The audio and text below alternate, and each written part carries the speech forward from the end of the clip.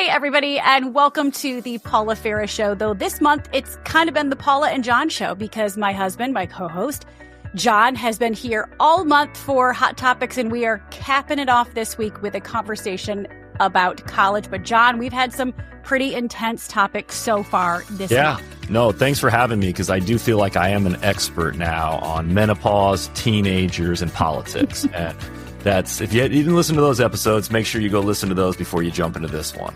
Yeah, and this one is a doozy. Before we jump in, though, thanks to all of you who listened to us last week. We asked you to rate and review the show because it gives the show a lot of momentum. The platforms see the engagement and they decide to promote it. So if you can do us a solid, rate and review the show. For those of you that have done it, just a big shout out. And thank you for supporting this show. Okay, so let's talk college, John. And we're kind of in the thick of this process. We have a junior. We've been on a couple of college visits. So, John, I'm not trying to opine and say things were so much easier for us back in the 1900s when we applied to school. But it wasn't this stressful. Yeah, I only applied to one school. I only took the SAT one time. And that was the norm, applying to one, maybe 2, 3 schools. But now it's like a minimum of 10 schools. So there's just so many more applications that are out there. It's just so much more competitive. And people are getting so caught up on the school that they go to, and they think that's going to make them successful long term. Right. And I want to preface this whole conversation today. College is not right for every human being. My dad was the first of his 6 siblings to graduate from college. He went to the University of Michigan. My mom did not go to college. Her mom didn't even graduate high school. You and I both went to college. But it is not always the right decision for your child. So, but let's talk about this process. We mentioned that it's gone mad, the admissions process. So what we want to do in today's conversation is bring back an episode with Becky Sabky. She is the former admissions director at Dartmouth College. And Becky is in conversation with me and Caroline, our daughter, who is knee deep in this process right now. John, tell everybody why we wanted to go back to this particular conversation and how helpful it can be in our journey of figuring out, the whole college process. What are we going to learn? Because not only did it help us, hopefully this will help you if you're listening to this, just really get a better understanding of the whole process. What is our role as parents, and, really where to start? Because that's the question we asked ourselves a few months ago, like, where do we start? And I think Caroline even asked that question. Yeah. Where should she be starting as a junior? And just a reminder, if you're feeling stressed out, I know we're kind of feeling a little stressed out about it, but not so much now that we've done so much research and gone on a couple of visits. It's because this is one of the biggest financial family decisions that you could make. And it is a family decision, but make sure you stick around to after the conversation for our takeaways. And John, Caroline has a message, an updated message about what she knows now about the process, now that she's about 6 months to a year into the process, and she's going to share her insights with us. But we're going to pick it up in the conversation with Becky Sabky, talking about the one letter of recommendation that brought her to tears. Enjoy this conversation. The best recommendation letter I read when I worked at Dartmouth. And I read probably 10,000 recommendation letters from principals, from politicians, from guidance counselors, from teachers. And the one that stood out the most was from a high school custodian. And that high school custodian wrote to us and said, the reason you should admit John Doe is because John is the only kid who ever bothered to learn my last name. And it was such, as an admissions committee in an Ivy League school, it was such literally this gonna moment. Cry. Yes. And again, like Paula and Caroline, like the point of that was whether that kid got into Dartmouth or not, whether that kid went to Harvard, whether that kid went to community college, whether that kid lived in his parents' basement for the next 20 years. That's a kid who bothered to learn the name of a custodian, made an impression on that community. I have goosebumps still talking about it. And that's where, when I talk to families right now, that's the little anecdote I use, because we got so many letters from famous people, from politicians, from presidents. And the one that struck us all the most was just something out of the ordinary that we didn't see. And it kind of had this aha moment of, for Caroline, who clearly is a bright, wonderful woman, it's about kind of, having a holistic learning experience in high school for the sake of high school. And so I just tell that little story because I do think high school matters to prepare you for the next chapter, whatever that is. Caroline, what do you think about that story? That I'm tearing up. Just, Mom, you tear up at every story. Yes. Yeah, that's called, thank you. That's perimenopause for you. Yeah. I get real emotional. See, it's these confusing messages. We want our kids to achieve, but then we're raising kids who can perform but can't perceive, and who can earn but can't empathize, right? And exactly. I feel like, and you can speak to this too, like the process is kind of jacked up, right? We're placing so much emphasis on the accomplishment and what are you going to do? And yet it was that moment for you where it was a moment of humanity, a moment where this man was dignified when no one else would dignify him. Why aren't we rewarding that more? And what do we do about these mixed messages that we're telling our children? Well, and I think, one of the messages is admissions is a business. And, I hear people say it's an art, it's a science, and I say it's a business because when I speak, and I don't represent Dartmouth anymore just for my, legal cover, but, Caroline, right? Like you have classmates that are going to be applying to so many schools, and your classmates, some of these decisions will not make sense to you, right? You'll sit there and go, why didn't this kid get into X? Why did that kid get into Y? And all of these questions, it's because admissions is a business. And frankly, it's a paper process. And you are going to fill out an application that doesn't necessarily represent, holistically who you are. And they'll say it's a holistic application process, but it's a paper process. They're doing the best they can with what they have on paper. And so it is a business, and they need to create a class, and they have, institutional priorities. And so I think for a kid like you, Caroline, and I'm going to ask you a question. I mean, I'm curious from where you sit, how your peers are feeling about this process. I mean, are they feeling the stress? Are they feeling like it will be okay? Are they feeling overwhelmed? Do they feel like there's not enough time? Like, what's the consensus among your peers? Obviously, going into junior year, that's when things start getting more serious, college visits, you got to get your grades up. I know a lot of people who have been very stressed out because maybe they didn't perform as well in the earlier years of high school. And now they're realizing that they need to pick up their grades and get a higher GPA. Because I feel like for a lot of people, getting into college, it's more about your score in the SAT, your GPA, your grades, all these different numbers that are supposed to define how smart you are, I guess. I think people are starting to realize now that those things are more important, and they're getting stressed out. Yeah. What are some words, if you were to describe the whole process of thinking about college, and now we might have to start applying? Well, I don't even know when we start applying. I don't know when we do the visits. That's Becky, why you're here. Give me a couple of words, Caroline, for the process and for the feeling you have about college in general. Just words, first words that come to your mind. Well, I mean, obviously the first one would be stressful. I'm sure everybody can relate to that. But I think it's also exciting to think about what's coming next after high school. College is obviously a big deal, and a lot of people look forward to it. I would also say that this process is difficult, It's a lot of work, and it's heavy on yourself and on your family. Do you know where to start? Do you know where we should start? Or who's telling you where to start? Because I clearly am clueless about the process. And by the way, I don't blame you for wanting to go away to college. Because can you imagine living with me, Becky? I'm a lot. I'm pretty sure if that might be the number one reason all my kids go to college, to get away from crazy mom. Do you know where to start, Caroline? Who's giving you guidance right now? I mean, I really don't know where to start. Yeah. I'm just trying to focus on grades. And obviously I'm taking the SAT and all those big tests this year. We have guidance counselors for our school, and they're great, but obviously they're trying to focus on the current seniors because they need a lot more help than we do. Yeah. Yeah.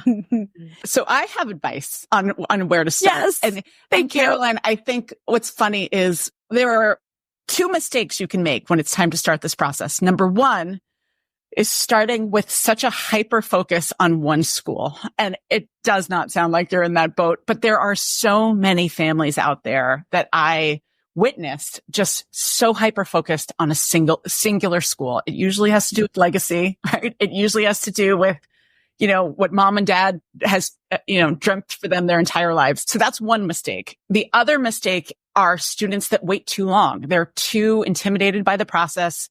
You will be filling out applications your senior fall. Early decision is November 1st. Regular decision is typically around December 1st, or January 1st, sometime in there. So it happens fast and furiously. My best advice is to take a middle road in that it's time to become curious.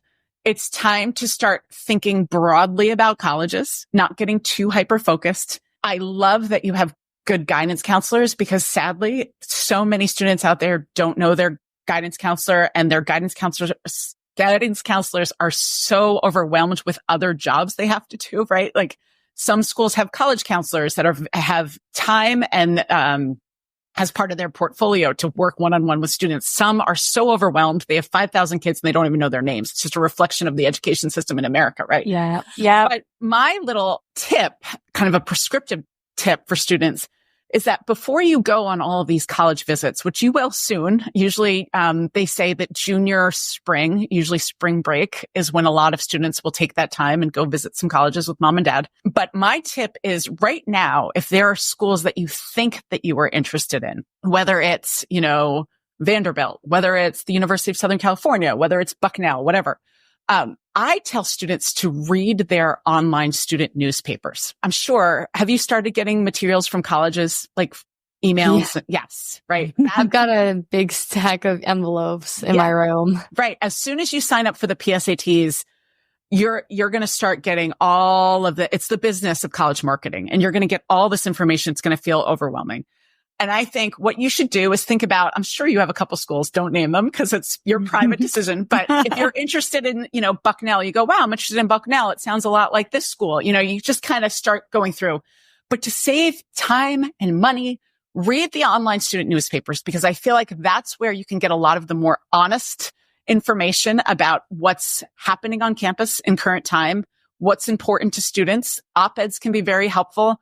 During the summer, those student newspapers aren't as regularly written, but I think during the school year, when I worked at Dartmouth, I didn't tell people to read the student newspaper because a lot of the things that we weren't trying to advertise were being written about in those student newspapers. But I think it's a great opportunity for you from home to kind of feel the dynamic on campus, especially now with politics and everything happening on college campuses.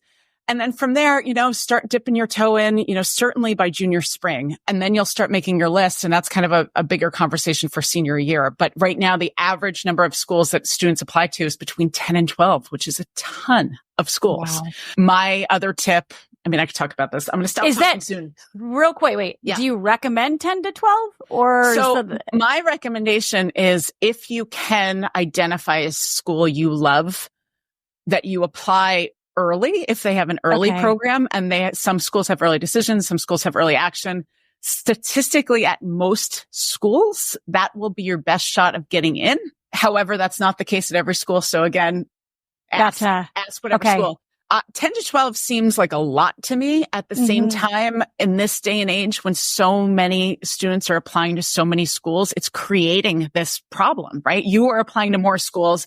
Therefore, schools are admitting fewer students. And it's just creating this big bubble. I personally would aim for 6 to 8, but I would try to identify a school early if possible. But again, that deadline's usually by November, which makes your junior year, Caroline, that much more busy. Right. Yeah. Okay. I have a couple quick questions. When you say legacy, that means somebody in the family went there, right? Correct. Ask. Okay. Every school defines it differently. Some some say grandparents, some don't. Ask the school. Okay, that's really, I had a question about that. And about the newspapers, are they not censored by anyone, like administration, or can you really get an honest take? No, if they're student newspapers, they're run by student governments. And again, some are better than others. Right. Okay. And again, in the summer, they usually lag, but you can look at past issues. And I just find that really helpful because I think you can read a lot of admissions brochures with fancy looking, libraries and beautiful language. You should certainly look at what majors do they have. You should pay attention to the admissions materials, but after that, go to the student newspapers for a more accurate kind of student experience. Mm-hmm. One thing I've noticed, Becky, and I've been doing a lot of research, and so much of it is new because, I went to college in the 1900s, as Caroline likes to say. So it's been a long time since it was more like college. The 1800s. Okay. You're not good at math.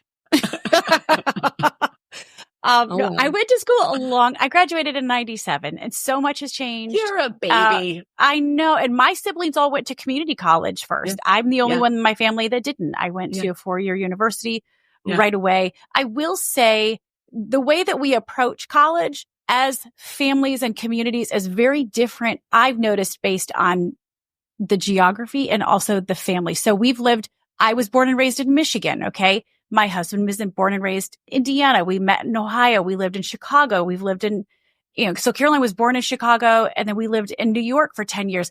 It's bananas in the Northeast. Like there's so much pressure on these kids to the point where like, I wanted to write a kid's book about who do you want to be when you grow up, not just what you want to do, because we're putting so much emphasis on it. Yes. I remember Caroline, and she won't remember this, but like 5th grade, she was 10 years old. Maybe it was 4th grade. She asked to do a Bike Across America event. And when I asked her, she had very few details. And I said, well, why do you even want to do it? And she said, because it'll look good on my college application. Mm-hmm. Yeah. And she wasn't getting that from me.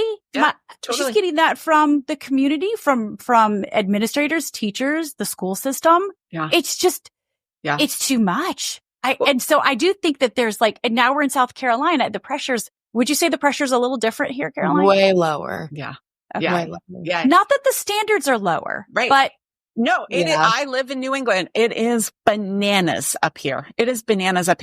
But I do, Paula, back to your point, when I think about parents and their roles in this process, you have, the helicopter parent that you hear a lot about. You have the backseat parent who doesn't want to do too much. Sometimes those backseat parents hire outside help because they don't want to be the bad guys, right? And so you have that whole dynamic, which is a whole nother story. I tell parents, I love what you just said, which is you recognize that things have changed, because I think a mistake, I graduated in 2001 and I make the mistake often that I think that the process is, going to be similar to when I went to school, which it is absolutely not. I have a kindergartner right now. By the time she goes to college, who knows what's going to be happening? The appropriate thing to do is to be, a co-pilot. So not the helicopter parent, not a backseat parent, but the co-pilot, because again, this is a family decision. And I don't think you should be micromanaging your kid.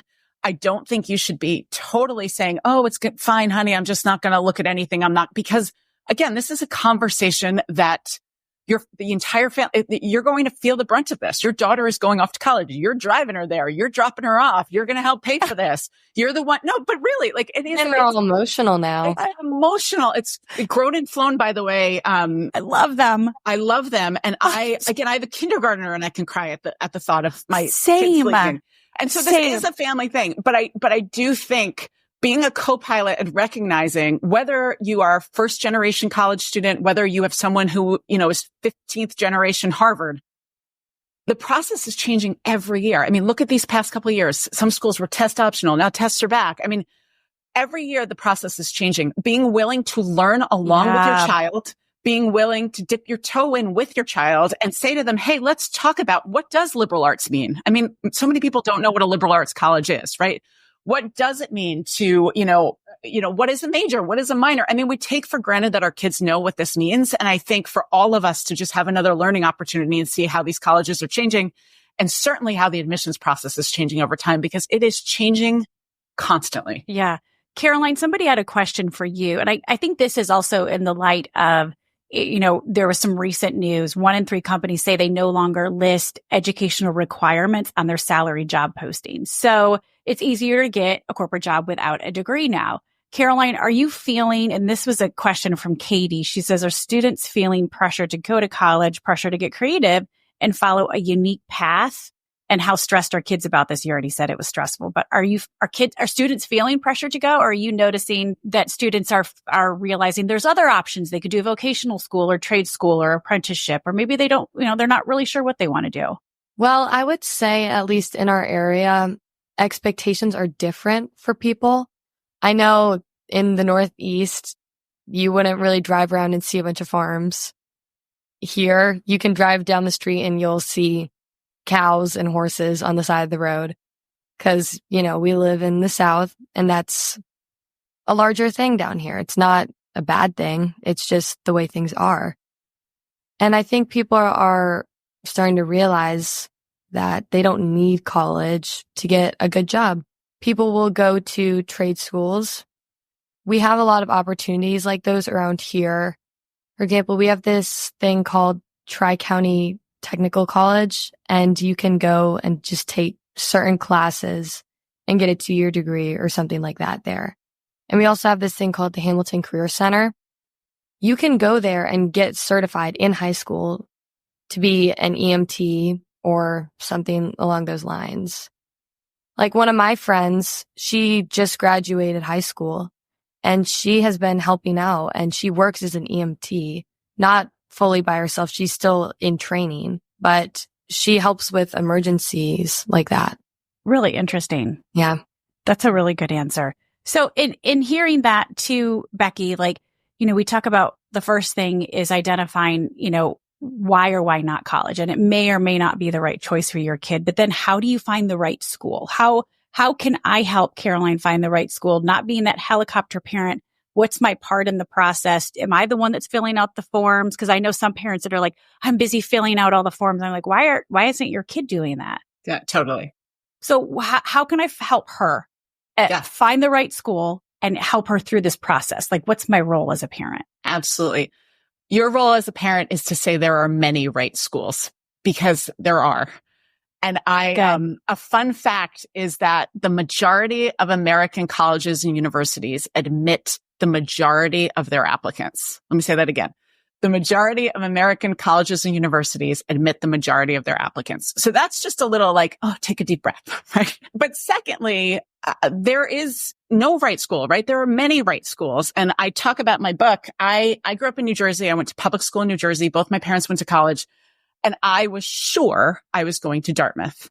And I checked all the boxes, right? I was sure to do, community service and sports and write the right essay and have the interview. And I did everything correctly. And I was going to Dartmouth. I bought the sweatshirt. I told everybody I was going to Dartmouth.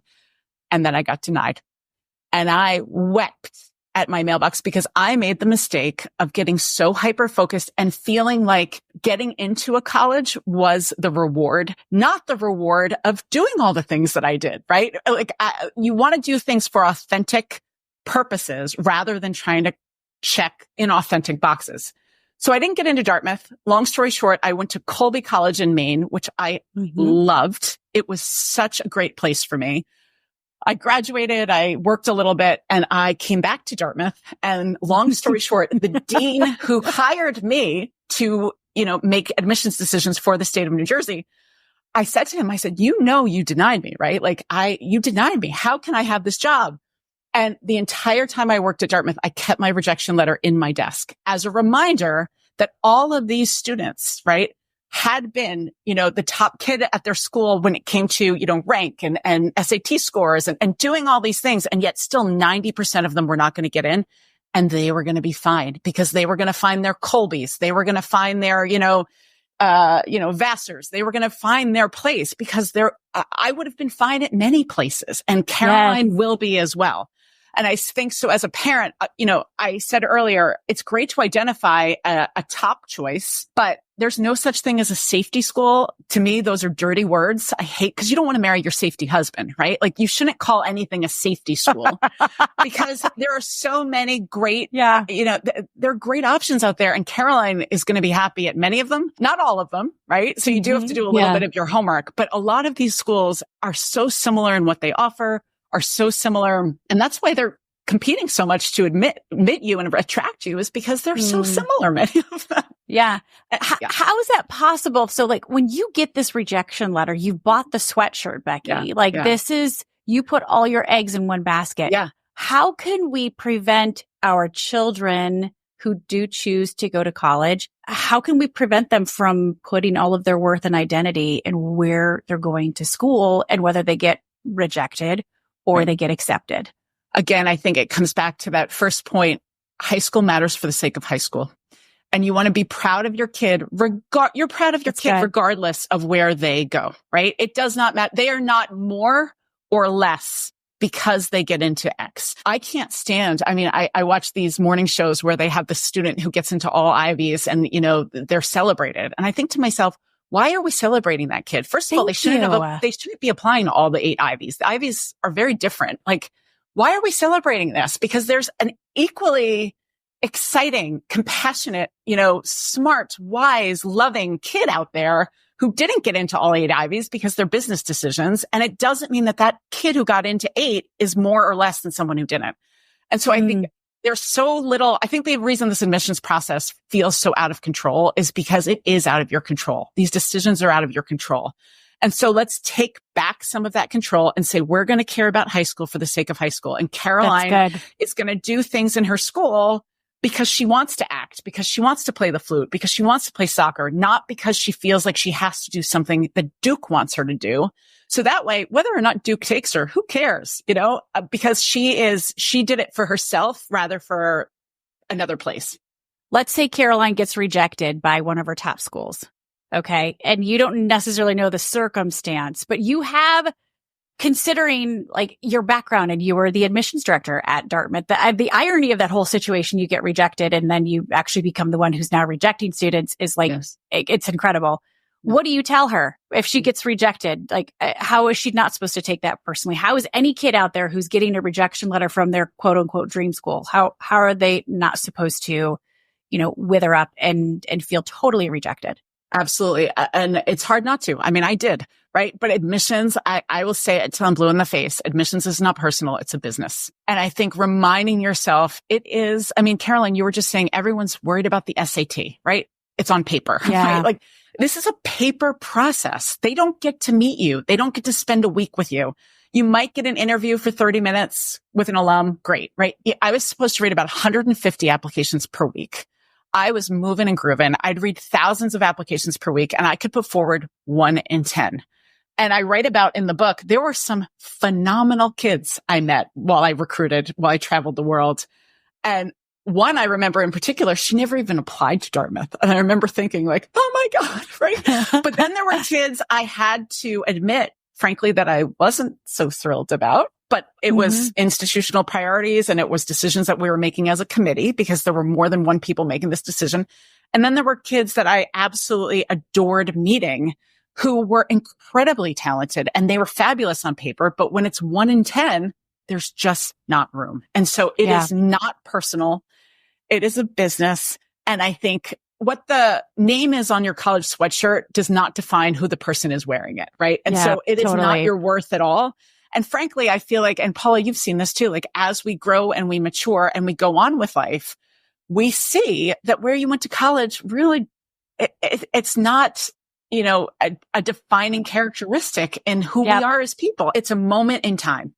Yeah, most people think I went to Michigan because I'm such an avid Michigan Wolverine football fan and I grew up near the stadium. My whole family went to Michigan. Yeah. I kind of consider myself an honorary alum but I went to Cedarville University in Ohio. Right. My dad wouldn't let me go to Michigan because he knew I'd get in too much trouble.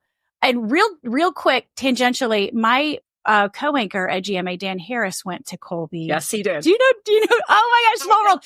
I don't know him, but he's one of our notable alumni. Oh my gosh. Weren't you guys the Mules or something? We are still the Mules. Don't ask me why. We are interesting. We used to make fun of him. Anyway, go Mules. Go Mules.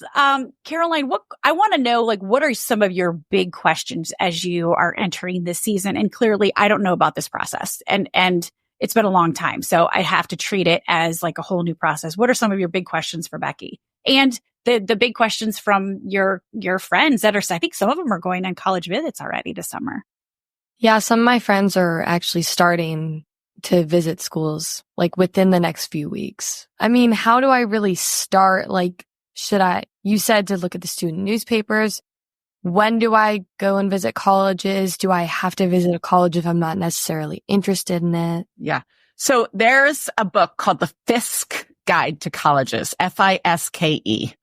And everyone will have, there's so many great books out there, but the Fiske Guide I particularly love. It doesn't cover every college out there, but it's a great way to kind of dip your toe in and start reading about some of these schools. And what will happen there are websites out there that will say, hey, I'm really interested in the University of North Carolina. So tell me some other schools similar to it. Right. And so there are places that will say, if you're interested in this, you might look into this. But I do think, Caroline, right now, and again, I'm not going to put you on the spot, but you probably know, do you want a big place where you have lots of lecture classes, Or do you want a smaller place where you get to know your professors, right? Do you want a city school? Do you want a school more in the country? Do you want to stay in driving distance from mom? Right. Yeah.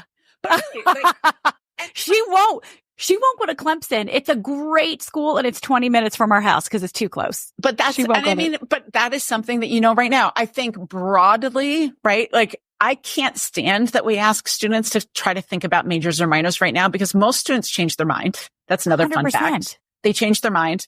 And so just broadly, I think if you said, okay, I know that I kind of want liberal arts. I want to be in a medium-sized place and I want to be, someplace an hour from mom, right? That's a starting place, right? If you say, I want to be on the West Coast, I think dip your toe in now. Read for the sake of reading. Don't get too in your head about it, right? Just kind of think about, hey, let me read about what's out there. Because sometimes you'll surprise yourself and you'll go, I had no idea this existed or that existed, or there's the Colorado School of Mines, or there's Colby College in Maine, or, read for the sake of reading. And I also would say, talk to your older friends because they're going through this. They're there already. And I think it can be helpful to just say, hey, you're someone who went to my same high school. You're someone who had kind of similar interests to me. How is it going for you? What schools did you look at? What would you suggest to me? Because I do think, between your guidance counselor and some of those older students, there is a way to just start the conversation. And you're going to have to make decisions for yourself. A college counselor once said, it's like choosing a honeymoon, which I know you're not doing yet, Caroline, not to give your mother, Please, no. In your head, whether you want to go on a beach vacation or you want to go to a European city for your honeymoon, right? And then you have to go, well, do I want to go to Florida or do I want to go to Hawaii? Like you have an idea and it's just the whittling and educating yourself of what's out there. Don't rush it, but just start reading, start asking questions. I mean, we joke in my family that, when it's time for, like a basketball tournament, it's interesting to see, wow, I don't know about this school. What is Davidson? Tell me more about Davidson. I'm watching their basketball team. Let me just Google it. And that's a way that we have conversations about what are these colleges out there? Because as your mom said, like there are so many out there, right? Mm-hmm, and so just educating yourself broadly. There are college fairs, which are a great way to kind of talk to people, but you will start to whittle them down more quickly than you think you will. So I would kind of enjoy where you are right now. Again, being the present, as you said, I'm stealing your words, Caroline. Be in the present, enjoy kind of shopping right now and educating yourself. And then start asking yourself some more difficult questions and that list will come together. But you said something interesting that most kids are going to switch their major. So in saying that, should we encourage our kids to pick a school because of this major that they're probably going to change? Or like Sherry says, how can we best support and guide the kids who are undecided about what they want to do after high school? Knowing that we might have a kid who's undecided and also knowing there's a good chance my kid's going to change his major or her major anyway.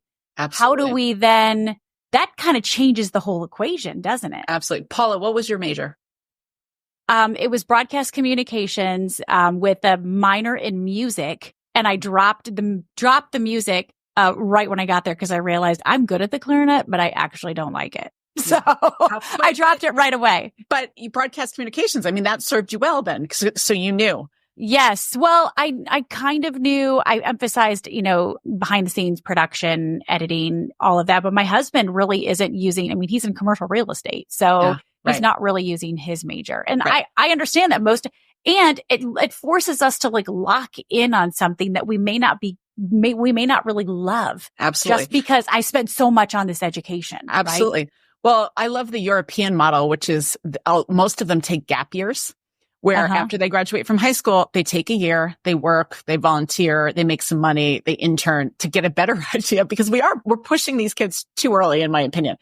I mean, I'll be honest. I love that. This is when I become an infomercial for liberal arts schools because the liberal arts, I do think you can kind of dip your toe into, if you say you want to be a history major and then you change your mind your junior year and you become a bio major and then you decide you're going to graduate and go in commercial real estate. Right. The liberal arts kind of wants to educate you in that way, but some kids do know. And that's also surprising to me sometimes because I've been so wishy-washy my entire life. But some kids will say, I want to be a scientist. I want to go to a STEM school. They know what they want. I also feel like many times their freshman year, students don't know.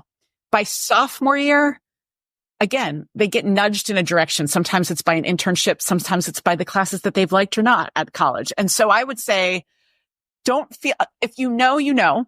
And if you don't know, don't force it. I think most colleges, these liberal arts schools have a lot of majors, and that's a podcast conversation for another day. I don't understand why these schools keep adding majors. I mean, where are we going to stop, right? We have 101 majors at our school, but I think they do it because they know that students are changing their minds and they want to be something for everybody once they get you locked into their school. So give yourself some grace. That's what I would say. Caroline, have you thought about a gap year? The idea has crossed my mind. I know a lot of people who take gap years don't end up going back to college, at least from what I've read about them.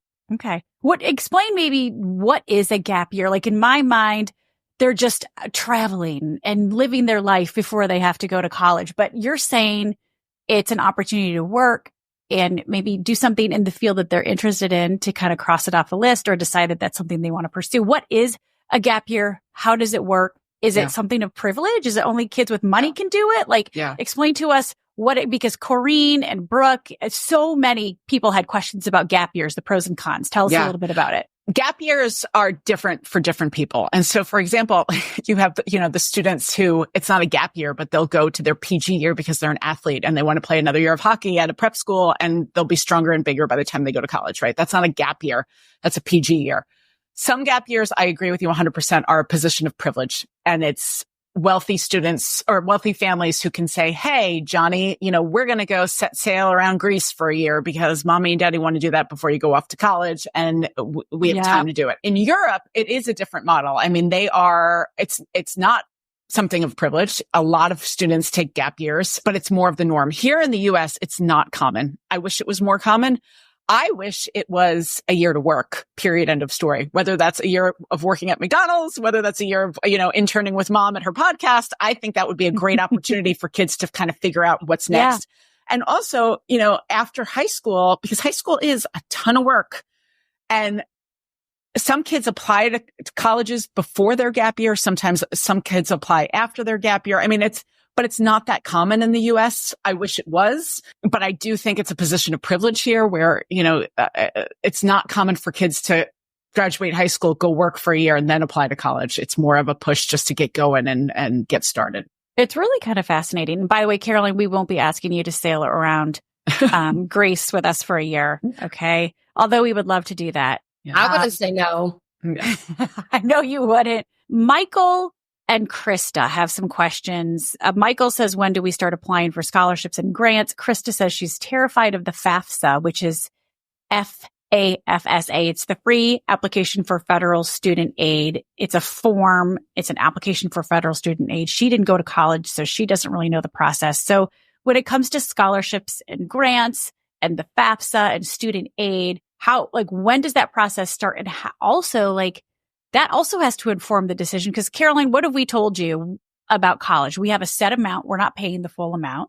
I graduated with a lot of student debt, $50,000 in debt, and paid it off, right? My parents couldn't afford to send me to college and pay for it. And I also paid my way through college too. So I was paying every year. But we've told Caroline she gets a flat amount, and wherever she goes, that's it. Like, she has to take loans on top of that. But if she decides to go in-state, and maybe she'll get a great scholarship, then she can still have that amount as a down payment on her future.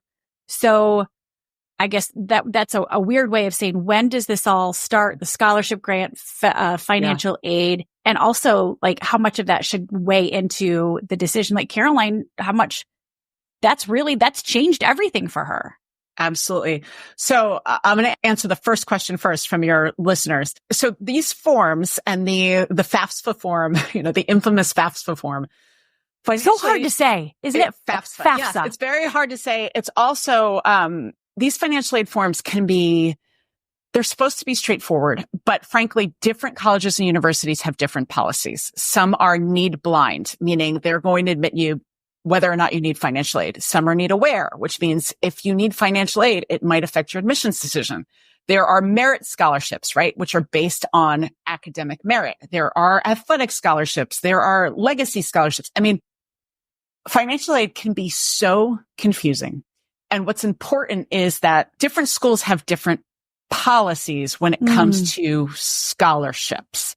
So it is important to ask specific questions of specific schools. Now, something like the FAFSA form, which is a more commonly accepted form, the financial aid form. Again, I highly suggest that students talk to financial aid officers at colleges and universities, because I'm not trained in financial aid.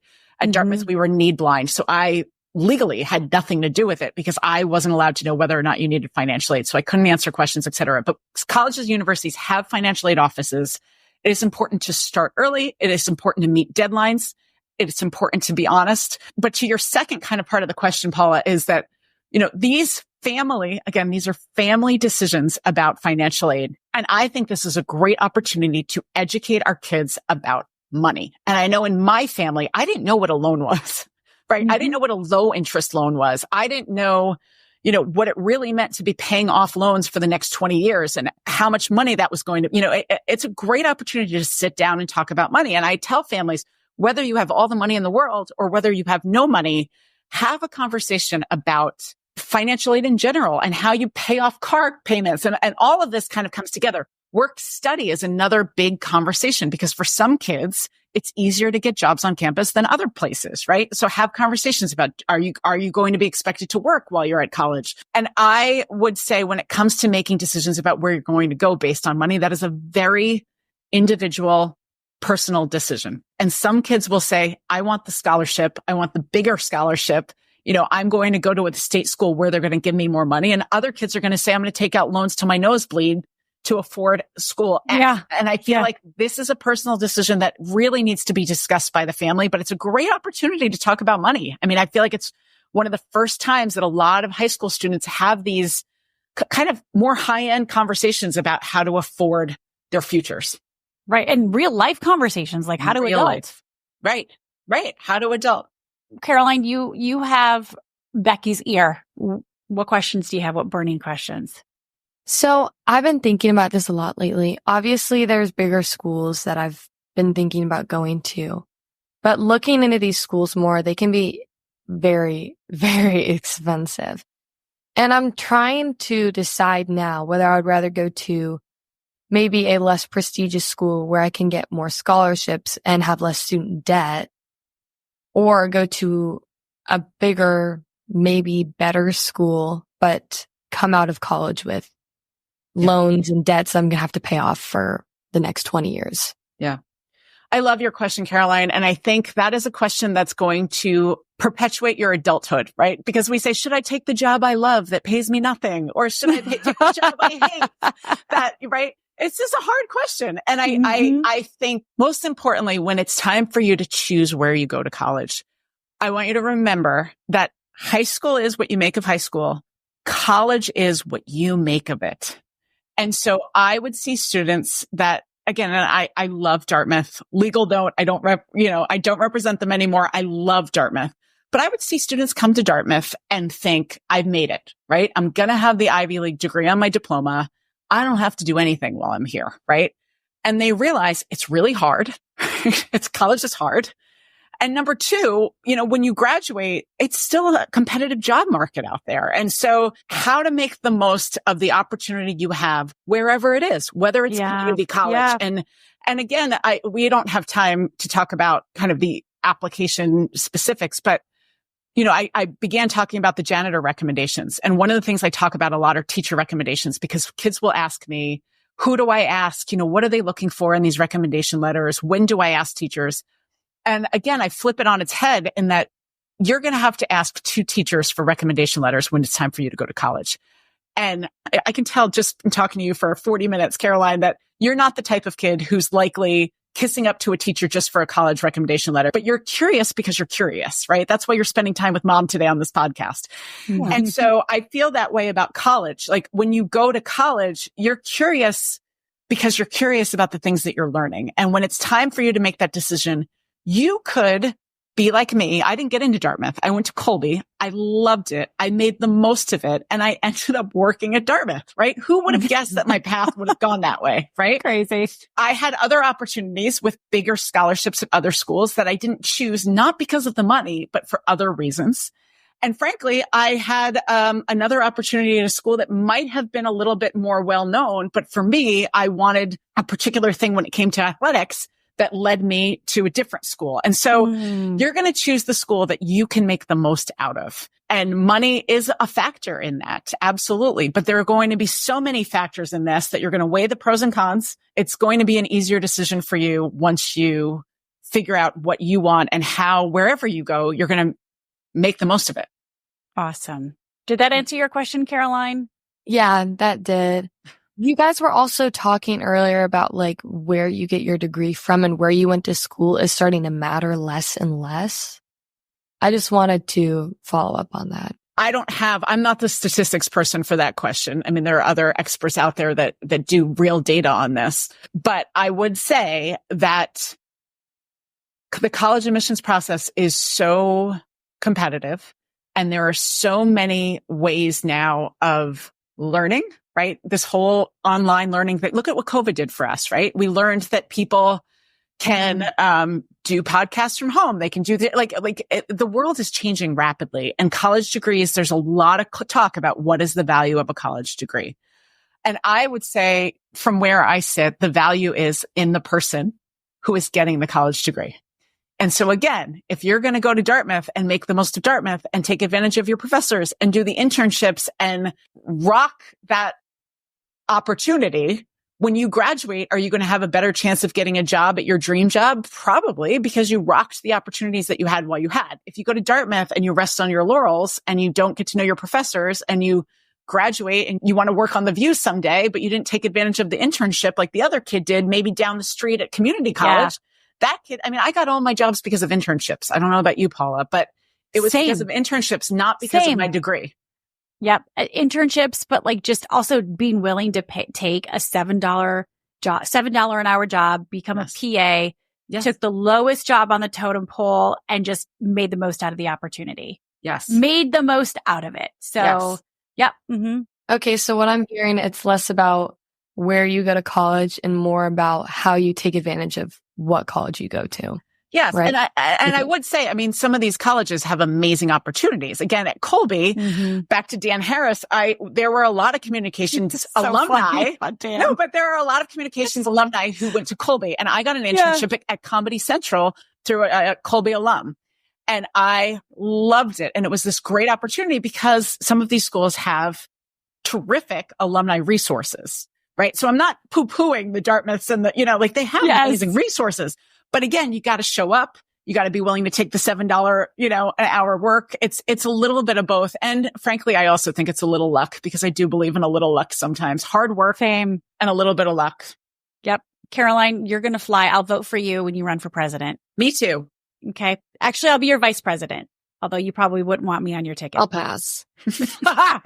We fight too much. We would totally fight all the time. Oh, Becky, this has been such a blessing. I feel kind of relieved, and I have those burning questions have really been answered. And anybody that's curious about Becky, make sure you get a copy of her latest book. Is this your latest book, Valedictorians at the Gate? Book. Valedictorians at the Gate. I'm about halfway through it. It's really, really fascinating too. So, and I'm going to remember that story about the janitor for the rest of my life. Yeah. And tear up every time I think about it. Yeah. So. Well, I just want to thank you, ladies. You're terrific. And Caroline, you're going to be successful wherever you go. But again, high school matters. So high school matters. Next year matters. Learn as much as you can. Do as much as you can. And again, a big thanks to Becky Sabky, former admissions director at Dartmouth College, for sharing her insights with us. And she wrote this wonderful book called Valedictorians at the Gate. I encourage you to support her and her mission and just glean much more from her insights. Again, that book is Valedictorians at the Gate. So Caroline and you and I, John, our family, we've kind of been in this process 6 months to a year now, probably closer to a year. We asked Caroline to be part of this podcast, but she's busy. She ain't got time for us anymore. Might be more busy than we are. I think she really is. But what she did do, John, is she recorded a quick message for you and I. We have not listened to this yet. And for all no of you, idea what she's going to say. No idea. She could totally throw us under the bus, by the way. Should we play this live? We can edit it. Should we vet it first? No, we're going to play this. We've not listened to it. And I said, Caroline, record a quick video for everybody listening or watching and for your dad and I.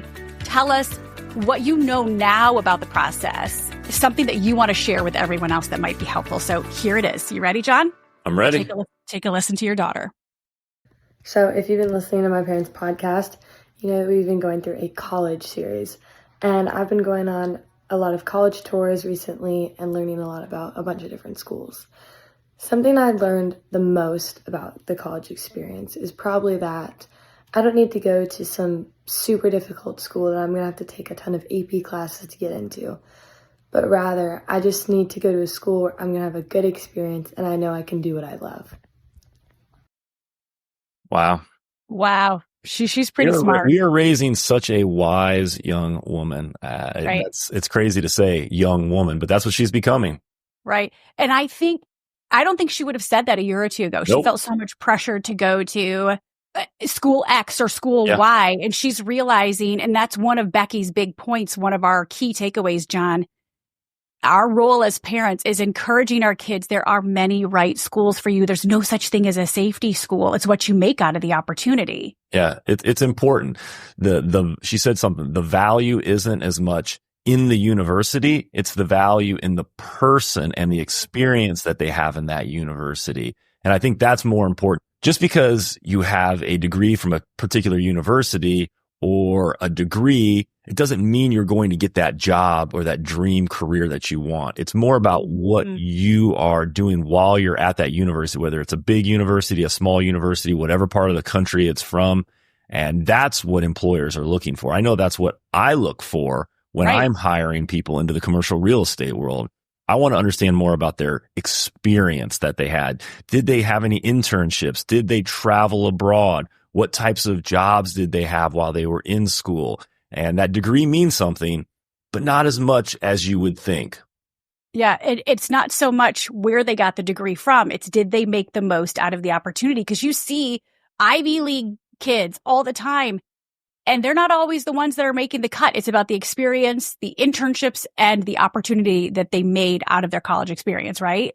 Correct. Yeah. So that was, I think, our biggest takeaway as parents is there's not just one right school for your kid, and don't tie their worth into where they go to school. A couple of other key takeaways for me, John, and you can chime in if you want. Don't choose the school for the major or the minor. Like 3/4 of kids are going to change their major and minor. And by putting them into a corner and say, figure out what you want to do, we don't give them permission to try new things and to dream, right? So don't choose a school for the major or minor. Choose it for the opportunity that you're going to make out of it, the type of school you want. That leads me to my next big takeaway, where she asked Caroline, do you want a big place, a small place, a city school, a country school, driving distance to your parents? She said, do you want liberal arts? Talk to your older friends, talk to kids you went to high school with, ask them about, what's working for you, what didn't work for you, what would you suggest? And she says, between asking your guidance counselor and older students, that is a great start. And I know Caroline's been pretty diligent about asking some of her older friends these questions, and it's really been helpful. John, our role, don't micromanage as well. Don't helicopter, but don't be totally hands off, right? So somewhere in the middle, the reason that it feels so out of control, Becky says, is because it is. So take back control. Care about high school for the sake of high school, not because you're doing something to get into school X or school Y. Do it for yourself. And in regards to financial aid, scholarships, grants, and FAFSA, really helpful information from Becky. She said that every school is different, so you need to individually ask the financial aid offices and speak to those offices at each individual university, meet the deadlines, be honest, start early. Paula, I think one of the best things we've done, and it's obvious that Caroline is understanding it, it's the value of this education and the cost of this education she's going to get. And she's taking ownership of it and not just saying, well, my parents are going to pay for me wherever I want to go and whatever I do there. Like, we're making her part of this process, and it is shaping her decision on where she ultimately is going to choose, because she does have some skin in the game. So we did an entire series on college last year in the fall, if you want to go back and listen to that 4-part episode. And one of the best bits of advice that we got was from Ron Lieber, the money columnist at the New York Times, who writes extensively about college. And it ties into this whole financial aid, grant, scholarship conversation. He says the very first thing that you should be addressing in this whole conversation is what can we afford as a family? That level set everything for us because Caroline had schools from all over the country, including Hawaii, on her radar. And, Godspeed, sweetie, dream big. But here's what we're going to give you. Anything above and beyond that, it's called a loan, and here's how the loans work. Do you want a job you're going to have to get while you're in college? Exactly. So it's a time to level set. And for us, that was the best thing we did. We had this conversation and we said, here's what we can afford. Here's what we're willing to pay for college. Anything above and beyond that is on you. So that's really helped her consider and filter the schools that she is looking at. And lastly, the gap year. Yeah. This is the first time we heard Caroline mention it, but she mentioned it the other day, taking a gap year in between college and the real world to actually get a job, possibly in something she wants to do, like something fun, maybe travel abroad, but get some real world experience. Not just a gap year to goof off, to just go travel the world and be stupid. It's to actually get an experience. It's right. And to mature a little bit and understand what you want and what you don't want. And I think that will help inform her decisions. So I'm open to it. But I'm excited for her. We're just encouraging her to keep asking questions. We're part of this process. She's filling out her forms. She's, we're going on the visits with her, but we're letting her sit in the driver's seat and we are her sous chef. Yeah. I guess if you want to say, or her backseat driver. No, backseat driver is a terrible analogy because that just connotates that we're annoying, and we're not trying to be annoying or helicopter parents. We're trying to be helpful, but also guide her in the process. We might be a little annoying, even if we're not trying. Did you say I might be? I said we. You just immediately thought it was you. So that might be some insecurities you have. No, I think that's just the truth. I could be a lot. That's why, yes, you know that. My whole family does. So, but you guys love me, yes, flaws and all. So, John, I just want to say a big thanks for joining me this month. You did a great job. Well, thank you. You're welcome. It's always fun spending time with you, even if we're not in the same room and we're just looking at each other on the screen. You look hot today. Hey, you look pretty yourself. Thank you, honey. Even though I have sweats on, but you can't see that. I have you can't see my sweats either. We have the fashion bullet, business on the top, party on the bottom. So in February, doing an entire series on dating, and we're looking at it from a lot of different angles, dating after divorce, single moms, how do you keep it hot with your partner, teens. I'll be listening to that one because I'm curious what you have to say. You're actually joining me for that episode. Oh, so you're going to be hearing... Yes, it's how we keep it hot and spicy and how we continue to date one another in a marriage or a long-term relationship. And we are in the process of this connectivity challenge. So, John, you're going to be joining me for that episode in February about dating and keeping things spicy in a long-term relationship and how you can do that. I love how I find out about being on your podcast while I'm on your podcast. That's how it works because I know you can't say no. That's true. Or would revolt. You got me trapped.